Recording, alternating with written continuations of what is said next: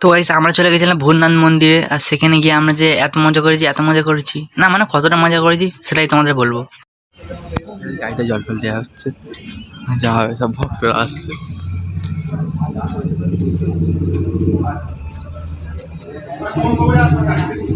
কালী ভাই রেডি হচ্ছে,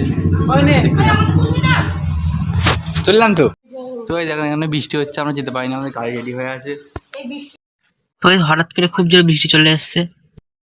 তো গাইস আমরা ভিজে ভিজে অনেকটা দূরে চলে এসেছি। আমরা এখন আছি পেট্রোল পাম্পে, এখন সবার থেকে চাঁদা নেওয়া হচ্ছে, মানে সবার থেকে 50 টাকা করে। তারপরে গাইস তেল ভরে নিয়ে গাড়ি দুটো করেছি ঠেলাঠেলি জ্যামের মধ্যে দিয়ে। তারপরে অনেক কষ্টে আমরা চলে এসেছিলাম নবান্ন। তারপরে গাইস আমি ভাবলাম দুবাই চলে এসেছি, তারপর দেখি না। তারপর গাইস অনেকক্ষণ গাড়িতে থাকার পরে চলে এলাম আমরা হাওড়া ব্রিজ, সরি হাওড়া। তারপর আর কি হাওড়া ব্রিজের ওপর দিয়ে আমরা আর কি অনেক কিছু ঐতিহ্য জিনিস দেখতে দেখতে আমরা চলে এসেছিলাম ভূতনাথ। তারপরে আমরা ভূতনাথ এন্ট্রি গেটের সামনে দাঁড়িয়েছিলাম। তো আগের বারে আর কি এই জায়গাটা আমি হারিয়ে গেছিলাম, এত ভিড় ছিল। তো গাইস দুঃখের ব্যাপার, এখন আর কি গেটটা বন্ধ হয়ে গেছে, তাই 12টা বেজে গেছে, তাই বৃষ্টির মধ্যে আমরা ফেঁসে গেছিলাম। তো কোনো ব্যাপার না, আমরা মেলা ঘুরে বাড়ি চলে যাব, আবার পরের বছর আসবো। তো গাইস আমি আর কি মেলা ফেলা ঘুরি।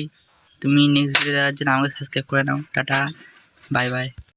তো সেদিনকে আমার ভূতনাথ থেকে আসতে দুটো বেজে গেছিলো। তোমরা কতবার গেছো কমেন্টে জানাও।